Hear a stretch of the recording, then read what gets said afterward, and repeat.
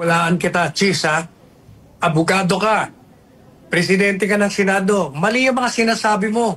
Hindi mag-a-apply yung mga sinasabi mo na kung ang krimen, ang demanda ay heinous crime, pwedeng arrestuin. Hindi ka po pwedeng arrestuin kahit na minor, heinous, whatever kind of crime. Kasi nga yung warrant of arrest is illegal. Ano ka ba? Abogado ka eh. Ang problema sa'yo, sumasama ka. Dati-dati, haleluya ka. Buong puri mo kay Presidente. Sama ka na sama sa mga biyahe namin.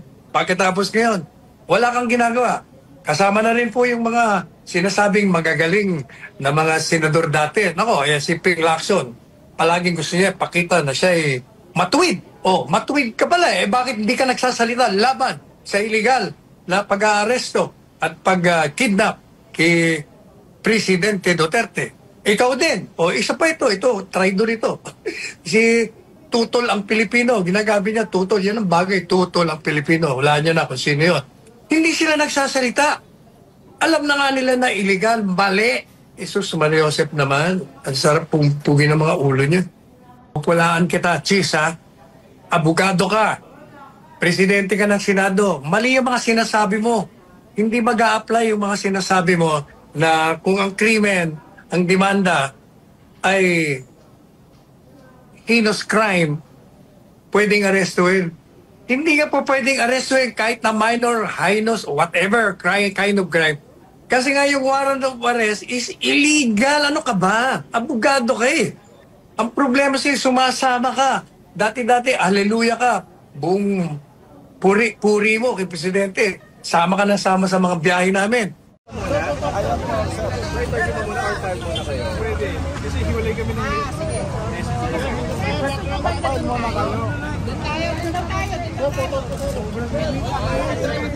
Sorry.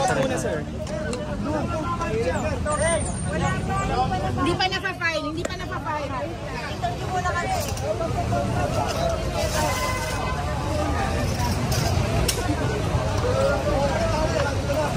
Yan yung mic, ha? Yan mic.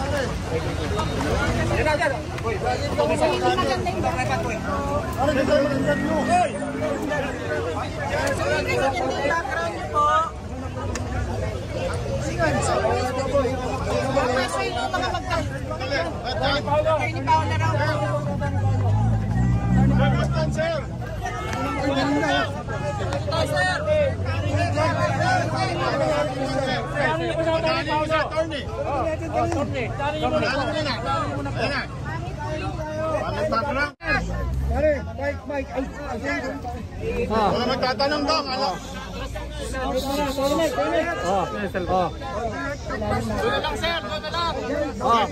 Sandali lang, sir.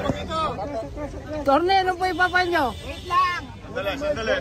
File kami ng petition for habeas corpus. Ang petitioner ay si Titi Duterte, ang anak ni Pangulong Duterte.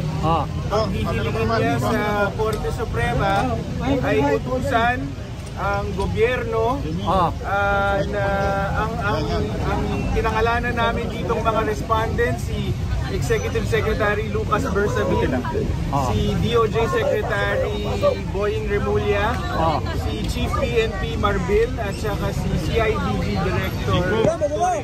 So, ang hinihiling ni Duterte is utusan ang gobyerno na ibalik ang Pangulong Duterte, ipakita sa Korte Suprema, ipaliwanag kung bakit bigla na lang dinakip ang Pangulong Duterte na walang warrant of arrest na legal. Tapos madali ang sinakay sa eroplano papuntang The Hague. So naniniwala kami na walang jurisdiction ng ICC dito. So nangangahulugan na hindi pwedeng gamiting basehan yung ICC warrant of arrest para arestuhin, detinahin at dalhin si Pangulong Duterte sa ICC. Okay.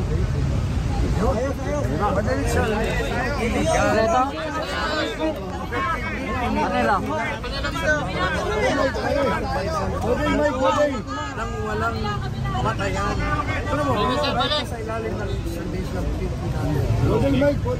Bago mo arrestuin ang isang tao na supposedly Pare, baba mo. ibigay mo sa isang bansa. Kailangan mo kasi isang proseso. Kailangan magpaka sa isang local court ipakita mo, mabibigyan ng pagkakataon yung ina-arresto mo. Hindi nangyari ito rito. Dahil na-arresto siya, wala nang warrant, tapos pinersa pa. In fact, pwede naman ang video, literally forcibly, talagang tinanggal siya. Kinasok siya sa dokta. Kaya kahapon umiiyak lang siya si dating president. Hindi, mapapala. Alam naman ng gobyerno. Pasok ka. Kalit na dali mo na sa ospital, kinalagkat na. Pasok ka na, exclusive. Yan ang nangyari. Okay. Galing sabi, isa pa, may hindi ko sa panahon ng tatay ng ating Presidente Marcos, kahit martial law, kahit na dictatorya, kaming mga abogado noon ay nakakapasok kami sa lahat ng pinipilang mo nila inaresto. But not at this time. We were barred, the lawyers were barred entry. The petitioner's father was deprived of legal representation. Hindi lang yan. Can you imagine, ang isang senador at vice-presidente hindi makapasok para bisitahin ang kanilang kamag-anak at mas matindi pa ito sa martial law. Kaya sabi ni Presidente Duterte, we're veering towards dictatorship. Anong veering? This is dictatorship. It's even worse than the father's dictatorship. At least nung mga panahon ni Marcos Sr. Merong semblance of rule of law, may due process. Ito wala eh. Talagang kinalagkan nila ang presidente ng walang paten. Right? Right. Yes, sir. Mamaya ulit. Si Kitty, understandably, masama ang loob niya sa nangyari kahapon, kagabi nung kasama namin siya habang prepare tong petition for habeas corpus. Maya't maya umiiyak siya at mukhang traumatized. Kinukwento niya sa amin na nung una ayaw pa sabihin ni CIDG Director Torre kung saan dadali ng Pangulo. Kaya kabadong-kabado sila kahapon kung anong mangyayari sa Pangulo. At yun nga, traumatized sila sa nangyari.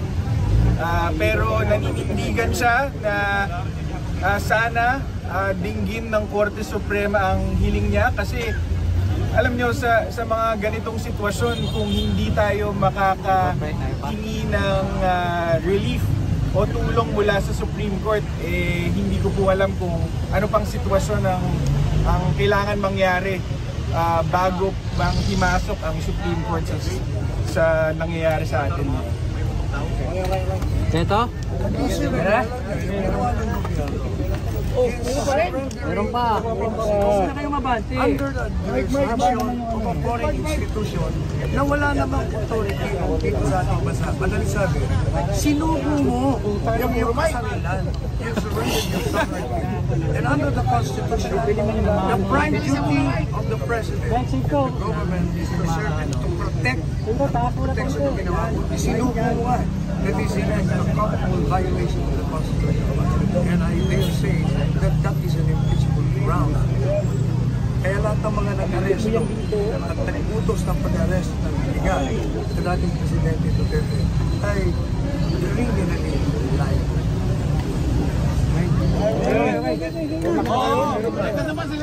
Okay, pahin na. Pahin na tayo? Thank you, sir. Ito na? Pahin na tayo. Dali, ha? Ulo sa gitna!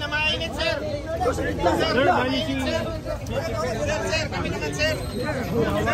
Kami naman. Ano gagawin? Interview ulit? Sige. Ayun yung file mo na? Kala ko tapos na. Oo nga eh. Tapos na. Wala na. Oo, wala pa mga tutoks eh. Skat, ang mic niya to eh. Teka lang po ha. Magpile na tayo! Magpapail na, magpapail na. Magpile na! Harap po ng logo para magandang buhay. Pailing na po.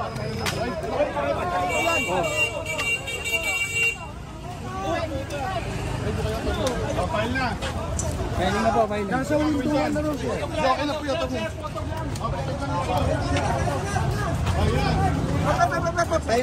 Pailang ha, walang ano ha.